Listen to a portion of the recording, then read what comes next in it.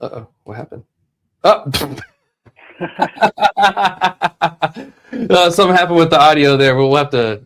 Well, the video's kind of choppy right now. Anyway, we might have to edit in a little bit. The audio control is on right around the monitor on your right hand side. Oh, okay. There we go. There's those loud as shit. Not on the monitor, around the back of around the back side. Oh, okay. There it is. I see it. Yeah. Now I see it. There we go. All right. I guess so we're gonna have. This is what live streaming is like, right? Yeah. It is. It is what live streaming is like. But we'll do for the recorded one for tomorrow. We'll just do a quick, snippet. Yeah. All right. Here we go. What's up, everybody? It's Chad. We're back again with another episode of Ask Chad Grassy Logic for season 4. I'm here with my homie JJ from JJ's World. Or actually, what do you actually call your company? Because I know on Instagram is JJ's World, but is there an actual official name? So we're officially, our license name is JJ's Garden, but obviously I don't know if you know, but there is another JJ's Garden grow store. So a lot of people do mix us up. So I do get that a lot. But on our up and coming renewal, we're gonna change it to No Till World, and that's gonna be our official brand name and company name. But right now it's just JJ's Garden by No Till World. Currently. Nice. Yeah. Okay. So Gino just showed me. It looks like the stream's going up good and everything. So awesome. Thank you for that.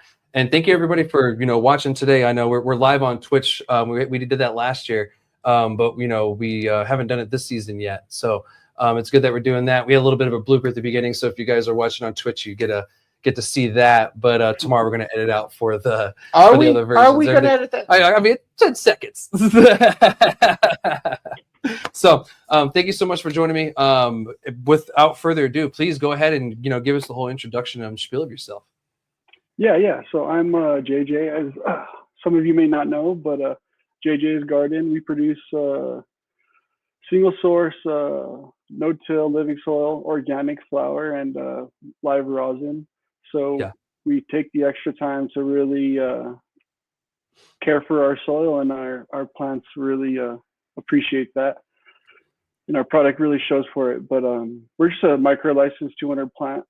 I have 45 flower lights, so I kind of really space my plants out. It takes a little bit longer veg time, but I don't think it's a really big issue. I think plant count is just I don't know. It's a big topic you can go into, but I prefer the small batch and really taking your time with your plants and getting them big and keeping them healthy. Definitely, man. And I think that's what the industry almost globally is kind of finding out too, is that we're better off with a smaller garden than we are with a millions of square footage grow. That works for alcohol, that works for other industries. It just doesn't work for cannabis. That's not how that's not how the industry works. That's not how the plant really grows. It's not tobacco. I think a lot of people have the misconception that it's going to be like tobacco. Even tobacco is probably not even like that. At large scale, everything can get overlooked very easily, and it's something that if you're going to grow cannabis, why do it half-ass? That's the way I kind of look at it. No, 100%. If you're starting out, just experimenting it with it, whatever. But yeah, if you're going to do this on the large scale with the big boys, micro or not, you do it right. Exactly. This is your product, this is your company and everything. So, and I noticed that, you said that you do no-till. And actually one of the questions I was going to have is, are you guys single source? So do you do all your rosin and everything just from your no-till garden, or do you kind of implement other people's stuff too, collaborations? So we are an integrated micro. So I do have a manufacturer. So I do produce my own single source rosin, but I currently haven't done any collabs or any kind of washes for anyone. It's just no one's really offered. I haven't really thought of it just because I've always had so much. I just had so much going on with my own garden. But it's something I'm definitely open to. Obviously, splits and tolls is a hard topic because you just need the right material. But it's also the right relationship and the right grower and all the above. So it's a hard thing to do collabs, but I'm definitely open to it. Nice, yeah. And it's funny because we're in the opposite boat. We're not single source. Right now, we have to work with other farms and everything. So it's kind of funny because you're working from the other group, and I'm like, I have no choice but to collab. Exactly. And one day that'll change, but it's not today. So I mean, there's nothing wrong with it. everyone, there's people growing fire out here. There's a lot of people that have good material. So Yeah, definitely. You know, because we can only do as good as the product that we're getting is, or as good as the grower does. You know, so you know, exactly. we can only kind of enhance it, I guess, more or less than anything is, you know, just kind of show you really its real potential.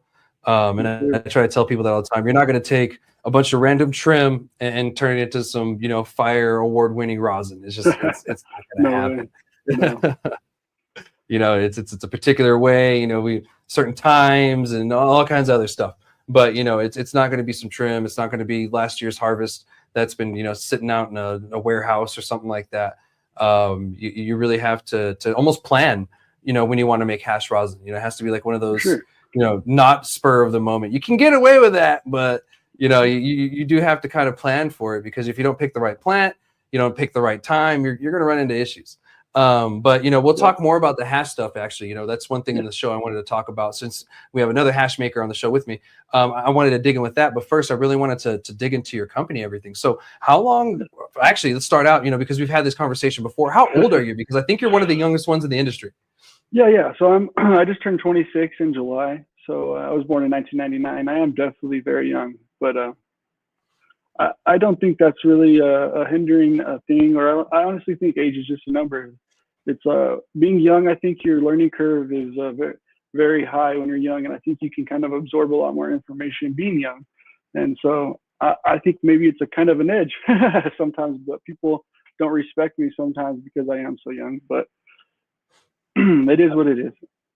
No, it is, man. You know, I respect your work for sure. I had no clue how old Yeah. you were when I met you and everything. I think someone did a post and tagged me, and that's the reason why, you know, that post existed. You know, like, who's the youngest person in the industry, and that was, you know, like, really fun to share. But yeah, I was like, oh shit, I didn't even know how old you were. So I didn't even think of it, you know, because I get the same thing. You know, I'm almost 40. But you know, if I don't wear my veteran hat around, you know, politicians, they think I'm just some young kid who doesn't know shit.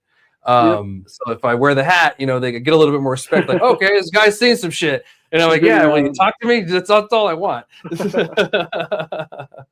So no, I get it, man. Right. But you know, I totally get it, you know. But you know, from the most part, what I've heard is, you know, your product is held in high regard. So I think for the most part, most people that do know what your stuff is don't even think about that in the first place. Maybe their thought process is, this guy must be doing it for years and whatever, generations, whatever. But you know, you're just young and passionate, and that's what the industry needs. You know, like, I'm only going to be around for so long because I'm already almost 40. But you know, you're young in your 20s and stuff like that, and you're ready to go, ready to rock, and you know, you're in that, you know, prime zone. So you know, we need the younger people in the industry. You know, like, I keep telling people, I'm like, yeah, like, that company's here now, but will it be here, you know, essentially tomorrow, next year, or whatever? You know, we don't know. And, you know, those places have to get replaced. And who's going to replace them? The younger generations. And to be honest, yeah. And the younger generation shouldn't be held out of competition just because older people got in first and haha, you should have got in when you could. It's like, well, sorry, asshole, I was 12. You know, so it's like, what do you want me to do? Been doing it long enough. Yeah, exactly. So, and moving on from that, you know, how long have you been, you know, like, working with cannabis, and, you know, I guess essentially, you know, been a cannabis user too? So I've been, I would say, I've been growing since I was 18. So I started to get into the actual industry with harvest when I was 21. So that was 2020. And then from there, I went on to a sawmill, and I became a manager over there. And then Dreams bought a sawmill, and from Dreams, I was with Dreams for maybe 3 or 4 months, and I started my own license. So I got my license in 2024. I had it for a whole year, kind of setting up the grow. It was definitely a lot of work. We kind of all handmade our beds, so that was a lot of effort, painting and lining them with plastic, putting in wood, and then actually filling them with soil. So that was like a long year. Obviously, the paperwork and all that, you can't just jump right into it. But I started actually selling and everything in July of 2025. Nice, and congrats. And to be honest, I've ran into your stuff a couple times, and you know, you're doing good work, man. You know, it's really showing off, and yeah, I appreciate you. You know, we need stuff like that in our market to prove that, yeah, micros can put out really great craft cannabis, and it doesn't have to be some 40-year-old dude. It could be someone in whatever age bracket. It can be, younger people, older people, whatever. It's, if you can put out fire, you put out fire. I know a dude who's like in his 60s. He's about to get his license, and he's putting out fire. And that'll be coming on the market sometime. So it's cool to see it from all ages. And one thing that I hope the industry can get to, because I'm there already. I'm kind of age blind when it comes to this as is, because it's new to all of us. It being legal. This whole thing is new to everybody. So I guess I'm blind when it comes to age, because all of us are young kids when it comes to this industry. But certain people in the industry I do know, run into that whole age gating thing, and it does get kind of shitty. So like I totally get it. But that's dope that you guys made everything yourself. You're doing the no-till, and I'm starting to see no-till become more of a popular thing as time goes on, and all industries and stuff like that. So, we'll see as time goes, because all the growing stuff always changes. Maybe we'll see the no-till and the light dip thing, and that's probably already happening. But, it's something that I've seen, and actually I guess I wouldn't say notice a huge difference, but I do like the product that comes out at the end, versus just going straight hydro. Don't get me wrong, hydro is great, but for some reason, when you put it in the no-till, it's almost like it reacts a little bit differently. And so that's great. So in your experience, like, how have you really liked growing no-till versus the other methods that you have used before? So I've always been growing with like Athena hydro with rock wool, cocoa, and I've kind of got dialed in with the crop steering, and I was like really like I'm a nerd with this stuff, so I kind of get in almost too deep into it. So I get really knowledgeable of it. And then my partner kind of came at me with this opportunity of this building. And he was like, I want to do this organic. And I was like, yeah, sure. Like that's not an issue. I don't really think that's too big of an issue. So we did it, and it's been life-changing. I've noticed that my plants are just much happier. It's just way more flavor in my product, way more trikes. I feel like are bigger bulbs and bigger trichome heads. It's just the hash yields are more. I feel like it's just an overall better quality resin gland. And if you have a better quality resin gland, you have a better flavor.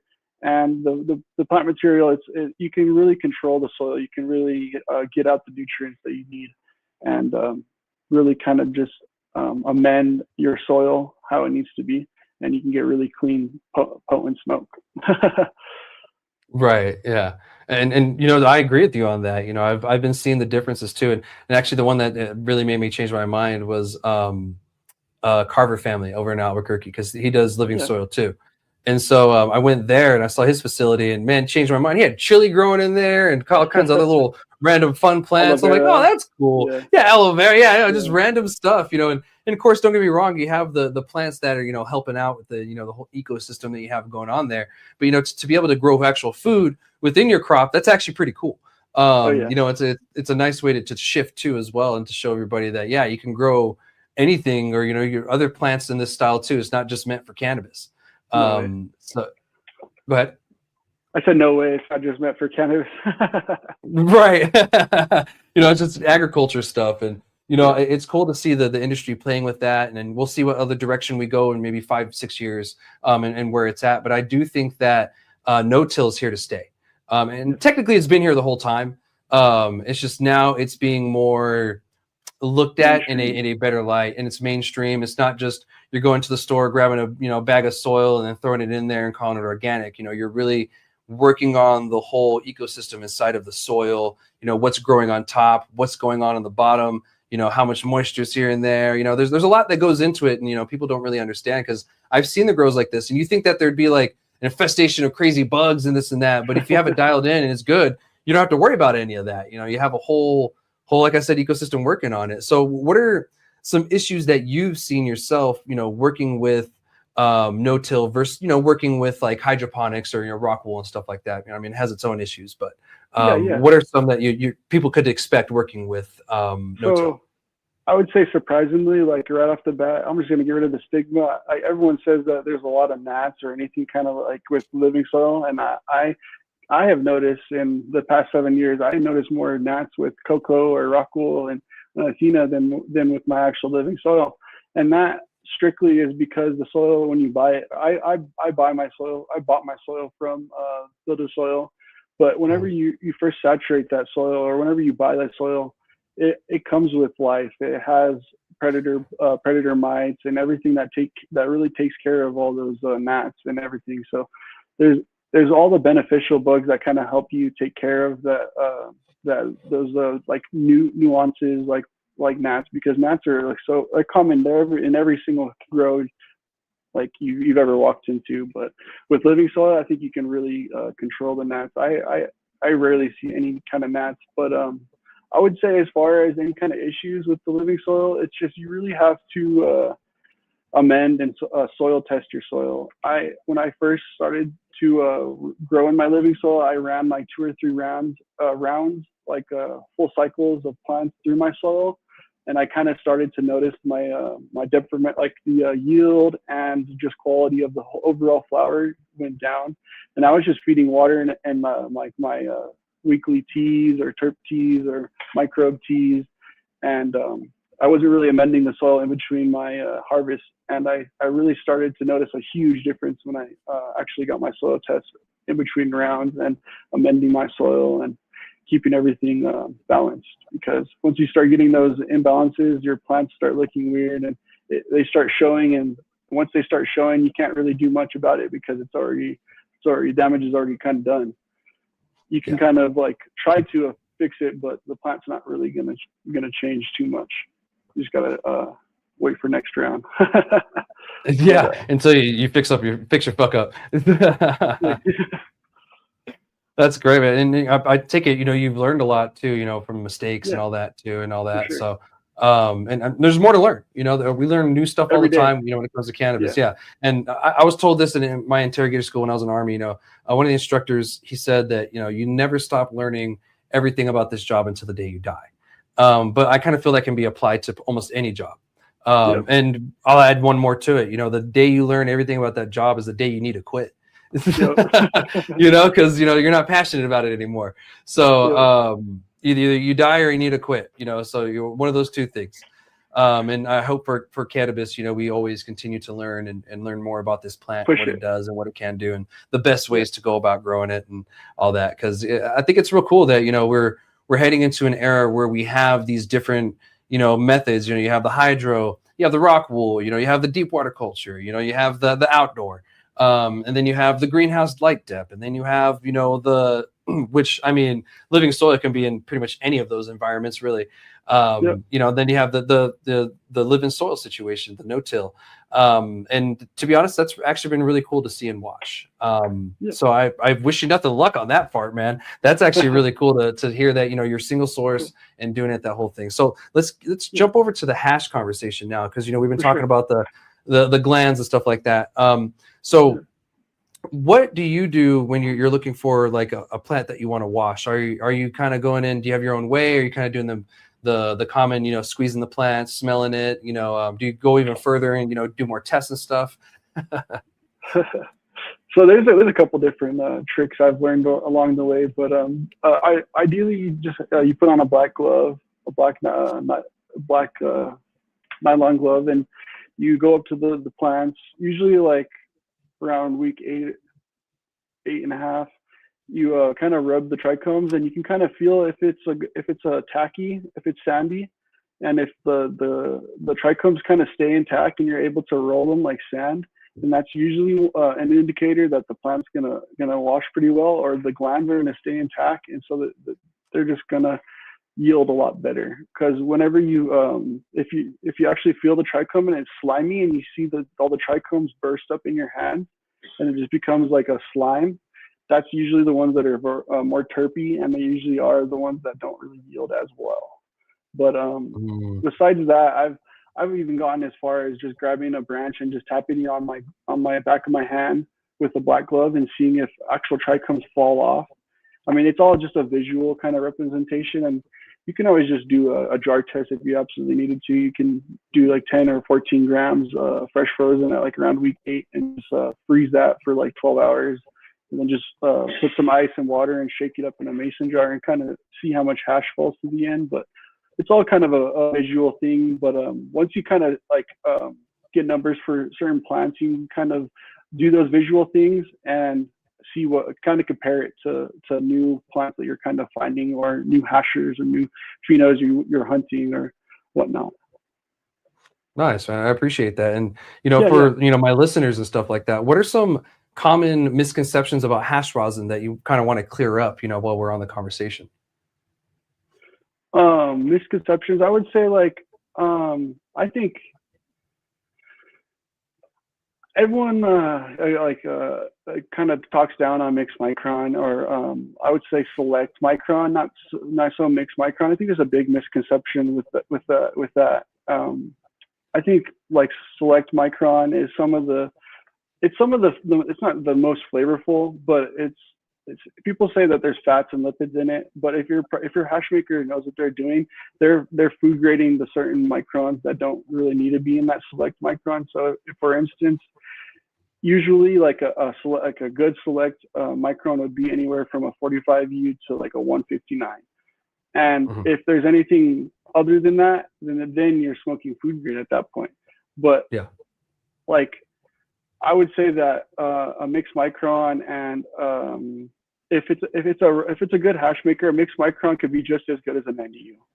It's just they're going to be a little different, but I mean, obviously the 90U is going to burn a lot cleaner in the banger, and it could be potentially a lot more flavorful. But I think that if it's a proper hash maker, the mixed micron should be just as good as a 90U. Yeah, you know what, and I'm with you on that, because, making hash myself, I've seen it myself. I'm not just on the customer marketing side of it, because there's a lot of marketing that goes into stuff like that, the 90U, the best shit ever, so yeah, I totally get it, there's a lot that goes into it. And even then, is 90U really where it's at, essentially, like what science do we have to back that up? Other than us just saying, well, it tastes good, it looks great, and it does this. I think in the future that needs to be studied, so we can kind of, and not just for the public and the consumers, for us hash makers, so we know, what are the best micron numbers to use. Because I'm with you on that. We actually stop at 72. We do 159, 72, and that's usually what we stop at, is right there. And we found that's a little sweet spot for us. And 90 only, and I'm like, oh. I get all the reasonings around it, but at the same time, like you said, depending on who the hash maker is, depending on the product, the plant, the cultivar, and genetics, so much that it might not matter. We had this one; it was called Pop Star, and I showed it to one of my buddies, connoisseur and everything, and he was like, "Bro, the heads are like still attached, intact in this one. Like, this is fire." And like, beautiful color, great on the terps. My favorite, all time that we've made. And it was 159 to 72. It wasn't 90U at all. And he was praising it as high as like a 90U. And I was like, damn, okay. And it was just that cultivar, in particular.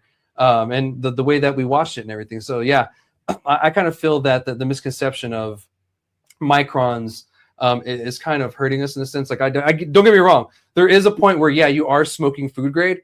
But 159, to that one, to the 45, you're really not. And sometimes I feel the color.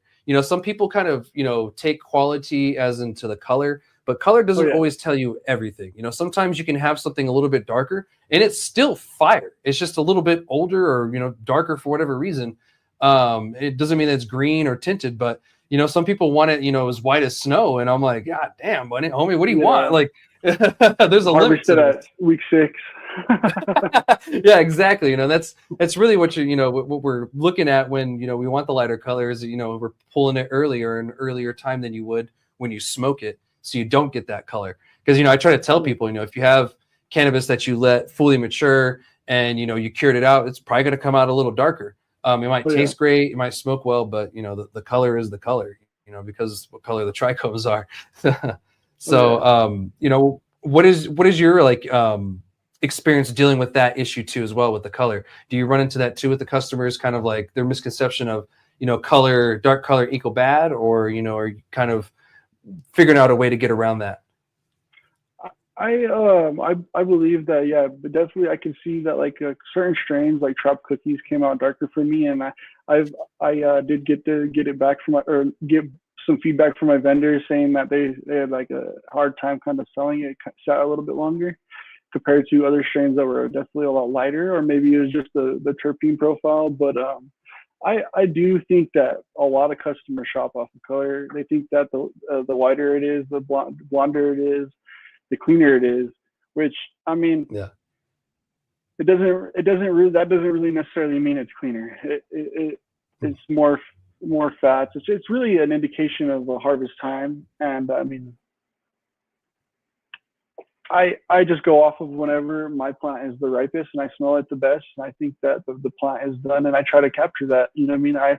I don't I just try to catch the plant at its prime, and I try to bring that into the jar, pretty much. yeah, yeah. And we're lucky to have lighter. Yeah, and we're lucky to have lighter hash these days, because back in the days they didn't have light hash like this. Don't get me wrong, it existed, but it wasn't like as common as it is today. You know, like today you could find, you know, some, you know, Snow White shit pretty as easy as anything else. You know, back in the day, that was like the rarity, like, oh my God, look at that, or, you know, the red stuff, or, you know, whatever color that they, you know, they had it back then.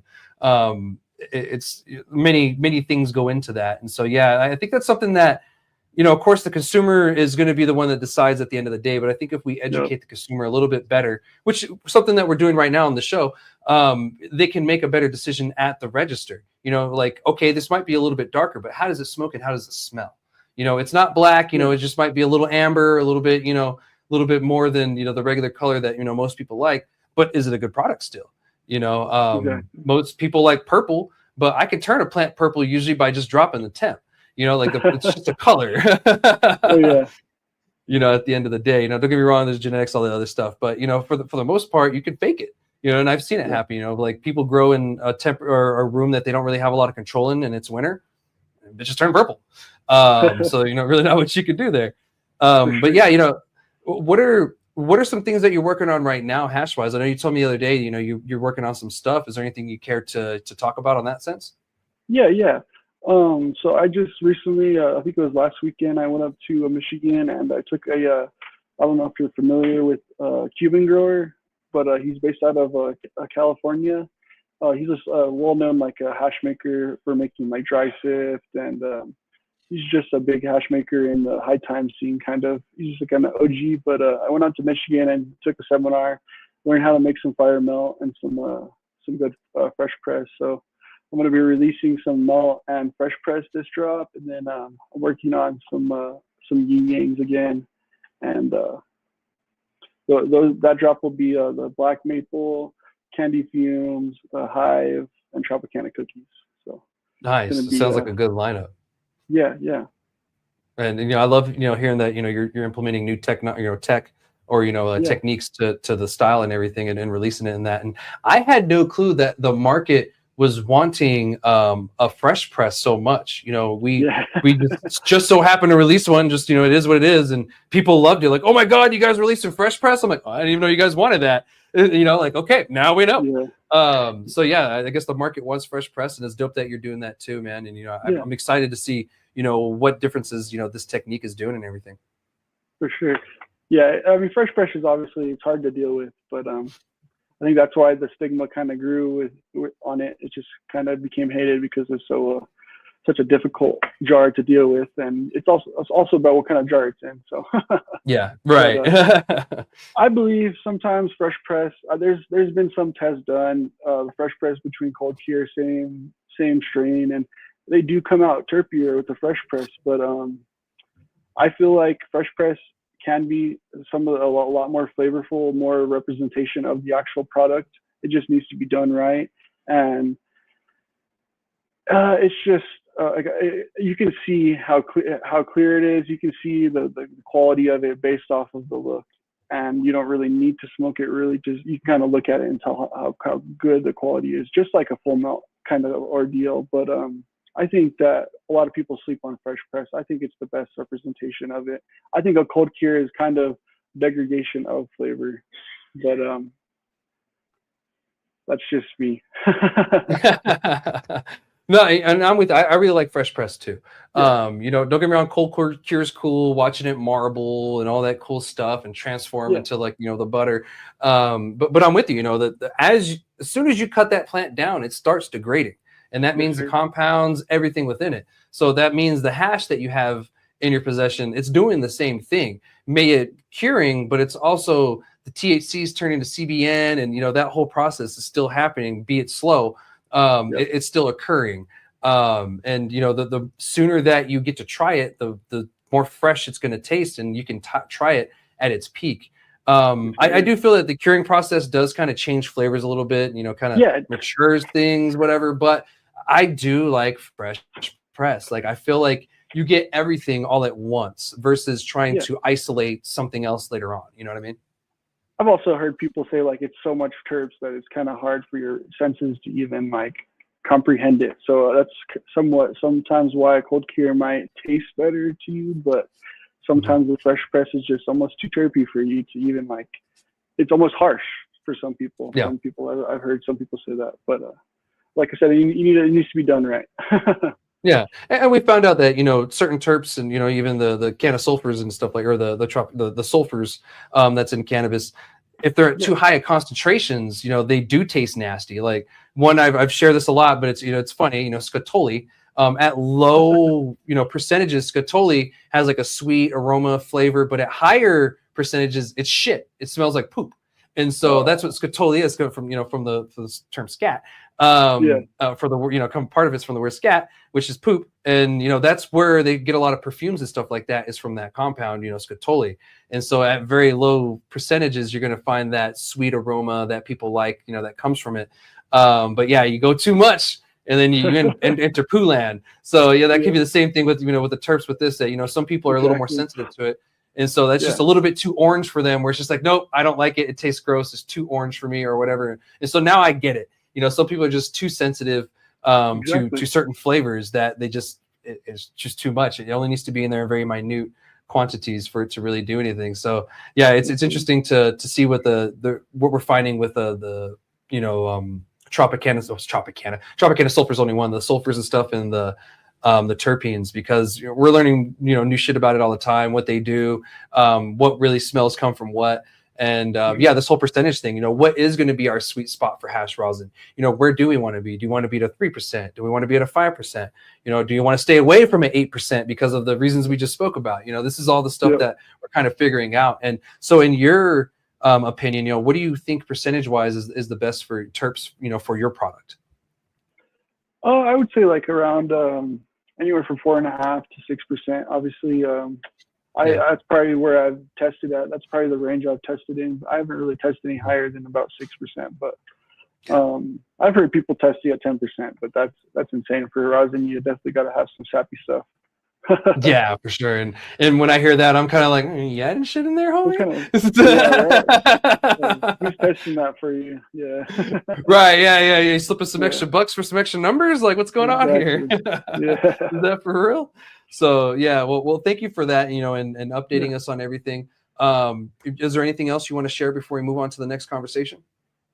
I think that drop should be coming out just before Valentine's, so hopefully I can get it out. I think should make it towards your way too. So nice. Well, before for the other part of the question of that, where are you located right now, and what shops are you in the state? Yeah, so in Albuquerque, I'm located in my flower. I have flower available right now. It's been a little bit. We had a little gap in between our rosin drops, just because we run one strain at a time per room. So I try to get at least 2 to 3 strains to drop for the rosin. So that takes a little bit of. I harvest a room maybe once every 2 to 4 weeks. So I have to pile it up a little bit. But so currently I just have a flower available right now, and in town you're gonna be able to find it in Albuquerque in Breaking Bud and Dark Matter, and then I would say down south, Queen Bee has some, Casa Verdes, that's like Las Cruces, and then Sunland Park, High Life has some. They just got some Candy Fumes flower, and that's in Sunland Park. And then we have Token Tony and Clovis. They have some of our are Candy Fumes Flower and Hive, I'm pretty sure. So let me see, am I missing any more? I probably am missing one. I'm sorry if I missed one, but that's about as many as I remember, I think. Well, it's a good little mix of places, for the most part. Yeah. Most people in the state can, try your product. So if you guys are in those areas, check them out. You name drop some people I know very close and everything. I'm like, cool, good shops, good choices, man. So you're definitely keeping it local. So I appreciate it. And man, I appreciate your product and all that. So before we move on, where can people find you online and everything so they can check out your product? Yeah. So my personal Instagram is JJ_world505. My work Instagram is going to be no_till_world505, and that is our company Instagram. Nice. Well, I appreciate you joining me, brother, and I look forward to continue this conversation on some other topics. So let's get on it, man. Thank you. Thank you, everybody, for watching again. We're going to pause real quick and say thank y'all for tuning in to this new season of Ask Chad Grassy Logic. It's been fun. We know the world and the state that we're in is a little weird. So I hope you guys can, at least enjoy a little bit of a smoke while we're watching this, because it should be around close to 4:20 right now where you guys are watching the episode. So what's going on, Gino? I'm not. Are you trying to say goodbye to the stream or something like that? No. I was just thanking them for watching and everything. If someone's been watching for 4 seasons, I got to thank them sometimes. Yeah. By the way, the bots are live in the chat. Oh, we got. Oh man, I forgot to tell my friend I was streaming, so I don't have a monitor, a moderator there. Yeah. So I think you have mod privileges. You could probably kick them. I'm not signed in. Oh, you're not signed in? Okay, cool. So we're gonna move on to the next topic and everything. Appreciate that update, Gina. I'm gonna give you guys a legislative. Oh, do you have something real quick, JJ? Oh no. Okay, cool. I thought he was frozen for a second. So I was like, oh no, what happened? All right, so I'm going to give you guys a quick legislative update. As you guys know, and I updated last week, we started the legislative process. So bills are in, but this is only a 30-day session. So when that happens, they're usually just focused on the bill, very selective things. And this year, they're really focusing on safety. I think also like public health and stuff like that. I think public health is probably their number one thing. They're doing stuff for like doctors to try to get more doctors into the state and stuff like that. So they're kind of preoccupied with that. So there's really not going to be as many cannabis bills as you would see in a 60-day session. And to be honest, we're probably not going to see as many as you would in the other prior 30-day sessions that we've had. Because of the state of the world and everything going on, our state is trying to catch up or trying to get ahead of certain issues, or at least try. That's what governments usually do, is they try to fix these issues, but they usually come up a little bit short. So let's just hope that something positive comes from this 30-day short session.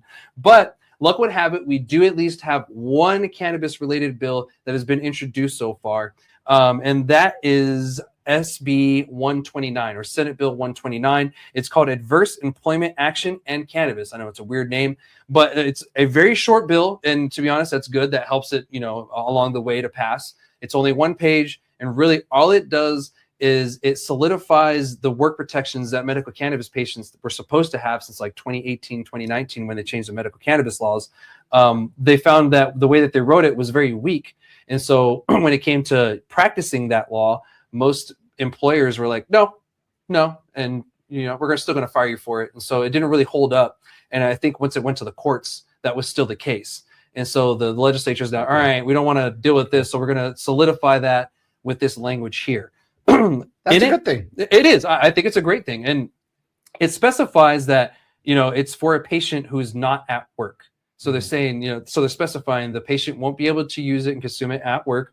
And to be honest, if you're an employer and you allow him to do it, because maybe they have a headache or maybe some cream or something like that, and that's your call. But what this is saying is you can't punish them for off-duty use, or off-work use. Just like alcohol and most other substances that, people use, it's off work. And if you don't show up high or drunk still, then you should be fine. Yeah. And they're saying the same with the medical. And to be honest, this is a start, and it should be for everybody, recreational or medical, but they always start on the medical side, see how it goes there, and then they expand it to the recreational side. So it's a start. And to be honest, this should have been should have been the case the whole time. Yeah. And they should have did this right years ago. I hope this bill passes, but right now it has 3 committees scheduled. And I've shared with you guys before, if a bill has more than 2-3 committees, sometimes I'd say 2, it's most likely going to die. And it's called death by committee. So if you see a bill and it has 4 committees, that bug is dead. It's dead on arrival, probably died before he even got to committee. So this one has 3. To me, it signals a death by committee just for the fact that it's a 30-day session. Yeah. And not every committee meets every day. And I think that's one thing that people understand is like, well, it only has this many committees. I'm like, yeah, but that committee meets Tuesday and Thursday in a 4-day session, or, you know, a 4-week session. You know, they're only going to meet a handful of times to hear all of these bills. Like, you guys are crazy. And then on top of that, they only have sometimes 2 to 3 hours, sometimes 4 hours in these committees before they have to go to a Senate or House floor hearing. And sometimes they do miss them, but sometimes it's key and important for them to be there because they missed the vote. And they can be excused for the vote, and sometimes other senators can vote for them, but that's not always the case, and that's not always what happens. So that's the case with this bill right here. Is we're more than likely probably going to see it get to its first committee, and it is scheduled for a committee. Just there's no date for that committee just yet. And the committee it's in right now is, what is it called? The Senate Health and Public Affairs Committee. That one's fine. That one should be okay. The one that I'm worried about, and it's the second committee or third committee that's going to be in, is the Senate Judiciary. And that's where Senator Cervantes is in. I've told you guys about Senator Cervantes. He's a representative or a senator from like the Sunland Park area. And he's very, very harsh. He's more of a conservative Democrat, than he is a liberal Democrat. He more caucuses with Republicans than he does Democrats. And it shows with the way he runs his committees and stuff. But his party has nothing to do with how much of a hard ass he can be. He's just a hard ass because he's a hard ass. And he kind of feels that he knows the best for everybody and everything. And so sometimes that gets kind of murky. When you get into his committee, he allows more emotion to take over than common sense.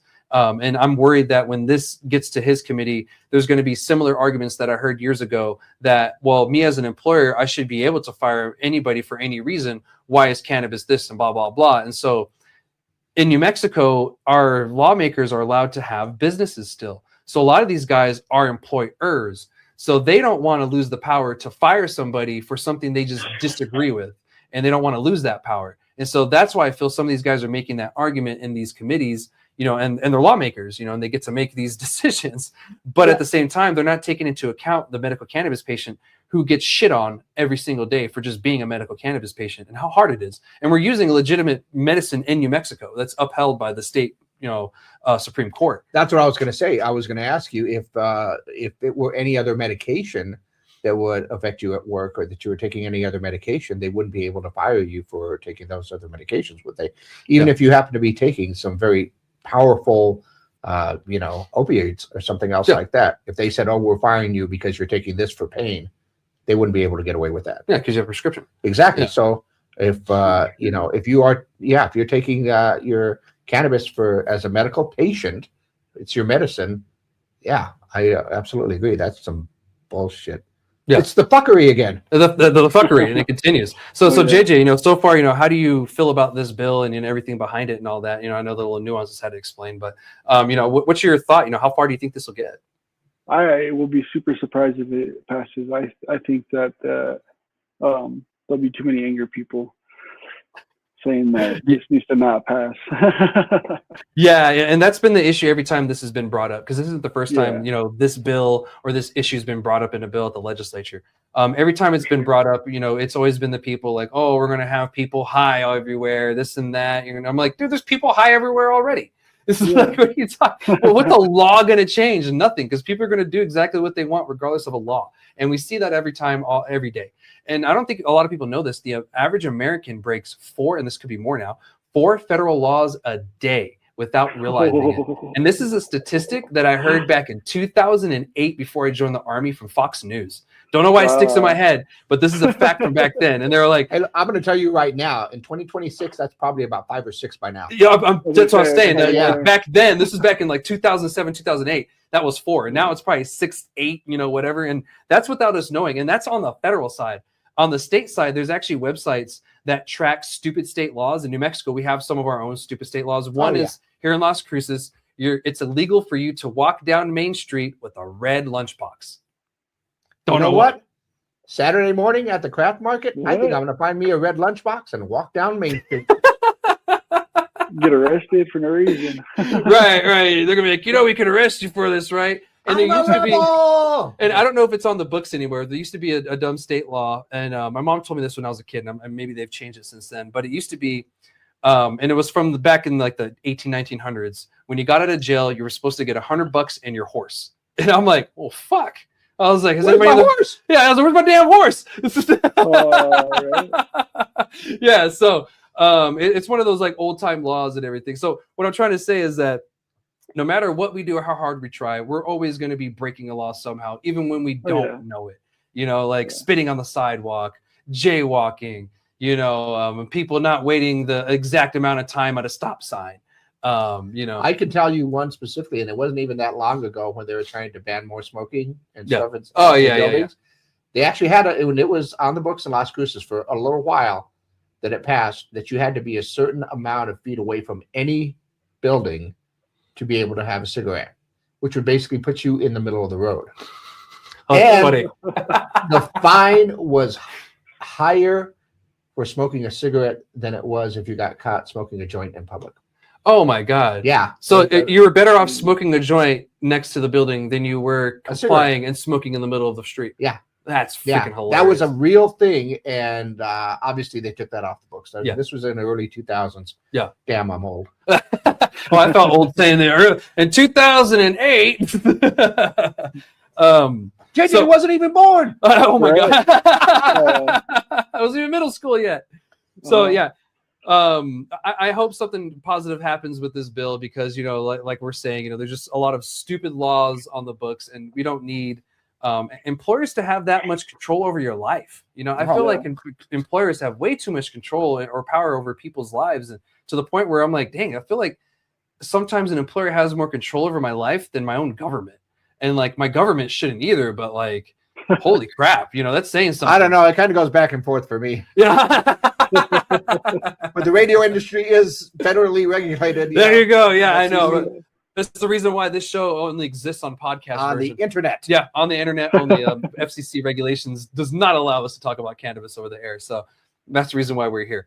But anyway, what are some other thoughts that you have, JJ? You know, on this, you know, bill and everything in the legislature, or do you have any other hopes for this session for something else to change that would maybe that you're seeing that needs to be changed? I would say I think you just need to let people do what they want, honestly. Like, I mean, if not, they're gonna break the rule, like you said. So they're just going to, or they're just gonna go find a job, or just, you know what I mean, not have a job and then be homeless. So yeah, you know, and I kind of feel I'm with you on that. You know, I feel over-regulation, and not just in the cannabis industry. I feel many industries are over-regulated. And we need some deregulations on many fronts. Don't get me wrong, it shouldn't be wild fucking west, but you know, the regulations like the tracking system, you know, tagging every freaking plant, you know, writing stuff on jars that doesn't make any sense and doesn't really mean anything. All that stuff can be pulled away from the industry and everybody would be a little bit happy. You know what I mean? Like it's ridiculous that not only do we have to deal with the state government for licensing, you have to deal with your local government, you have to deal with the county government, you have to deal with all these other, all these little municipalities you have to deal with. And if you're on a county line, oh God, help your soul. Both of them. You know, like, if you got to do it 2 counties, there's some people in Chaparral that deal with that. And I'm like, oh man, that sucks because it's Doña Ana and Otero County. Yeah. So sometimes they deal with both. And I'm like, it sucks for you, dude. I don't want to deal with that. Or the guys that are really close to Texas, they deal with some stuff too, but for the most part, they've had it figured out. But yeah, that's everything I have for the legislative side. There's no psilocybin bills or anything in. I was told that there was a psilocybin bill, but I haven't found it yet on the NM Legisite. Maybe it exists, but hasn't been introduced officially. So I'll keep an eye out on it. I'm going to keep everybody updated on the whole legislative stuff that's going on as we go. Just stay tuned to my socials and everything like that. And you guys will know. So I got one more topic. I know, Gino, we know it's a long episode. We got one more topic for the end of the episode. And this one's kind of important and something that I've talked about actually a couple episodes ago. And I was brought back up because I saw it in an article and I was like, you know what? This is something that I do need to keep bringing up because this is huge. So a company in Missouri got sued by an ex-contractor for $2.5 million and the company lost.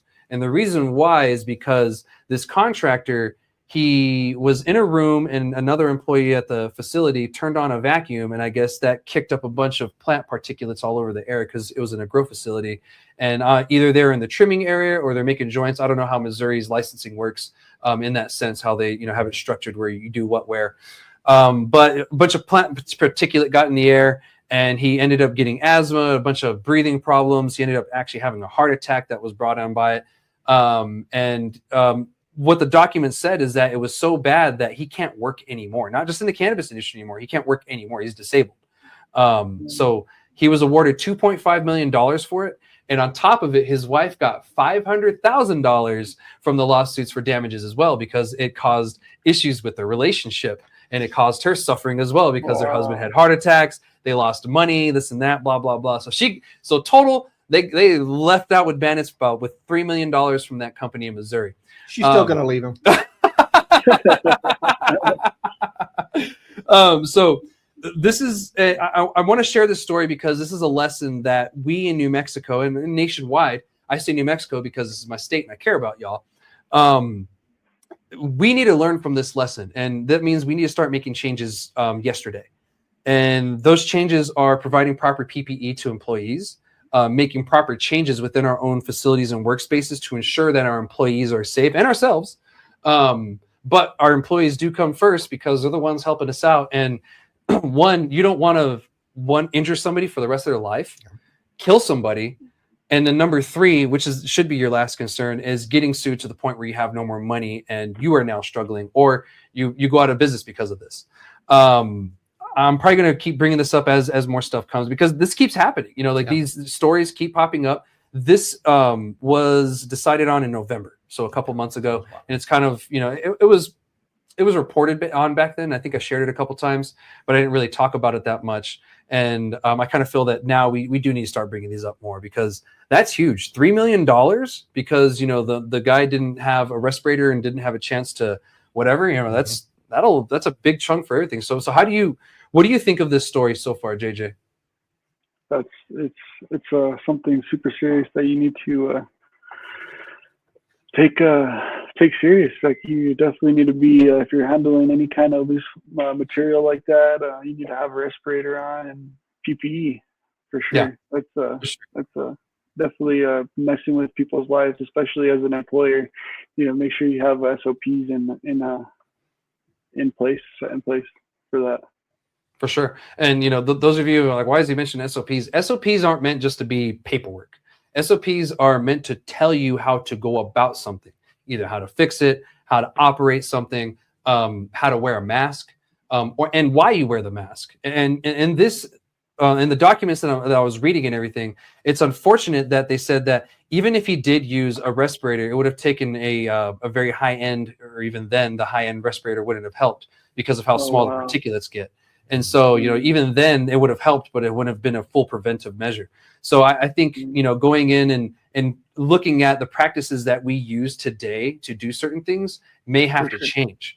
We may have to start doing pre-rolls under hoods. You know what I mean? Like, under an air hood, is ventilating out away from you. That may be where the industry has to go in the future to avoid this 100%. Because smoking cannabis is one thing, but you're not supposed to inhale it like in the plant particulate. You're not going to snort, you're not going to grind a gram of weed, put it out in the line and snort it. That's not. Yeah, there are better things for that. Yeah. There's another plant that people do with that, and it's still not good for you.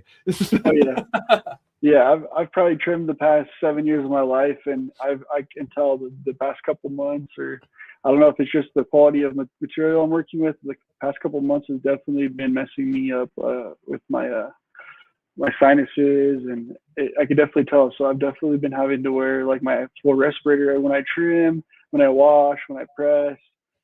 It's definitely something that's starting to agitate me, and I've been noticing that it's definitely starting to catch up to me. And I didn't notice it the first couple of years of doing it, but it's definitely catching up to me. So definitely been trying to take my health a little bit more serious. Yeah, and it's even for the smaller growers, that prolonged exposure year after year, that'll add up on there. Yeah. Yeah, and that's something that, and I've joked about this. In 10 years we're going to see those commercials. If you worked at a marijuana growing facility, you could be entitled to compensation. Yeah. That's a real thing. We're already seeing it here, Yeah. but we're going to see it on mass because you have these big MSOs that are in several different states, and so they're going to end up going through the same thing. And that commercial, it's a joke right now, but I have a feeling that joke is going to become a reality. And this is just the beginning. We haven't seen anything like this in New Mexico yet. I do know people that have been getting sick in respiratories because of this, but we haven't seen anybody step up and actually put a lawsuit in over it. Give it time. That's I was just going to say, in time, I'm sure we'll see it eventually. But as for right now, I haven't seen anything in New Mexico. If I'm wrong, please let me know. Shoot me a message. Say, hey, dude, this actually exists, and I'll cover it because that's something huge. But I just want everybody to know, keep your employees' safety as one of your top priorities. If not for them, for your future and everything. Think about that at least. If you got kids, they're going to be struggling if you go out of business because of something stupid like this. That was preventable. Because a lot of work stuff, they are preventable. And who knows? The flow hoods maybe have to be something that's in manufacturing facilities, and even I might have to do that eventually at my own. So. We'll see, and we'll see how it goes and everything. And more power to this guy who got his $2.5 million payday. And I hope that his life gets a little bit better. Another day in his life. Oh no, he's good for life, and his wife's good even. So I hope they're happy. I hope they're good. I hope they invest it wise, and she's still gonna leave him. Oh yeah. I know we're gonna see in a couple of years she'll have a new business herself. So that's all I have. JJ, thank you so much again for joining me. It's been a great conversation, man. Much luck to you. Please keep looking out for your own health, because you got a long time with us and a long time for us to enjoy your products, man. And I want to keep enjoying it. So thank you so much. Is there anything? Oh no, thank you. Is there anything that you want to talk about or say before we end the show?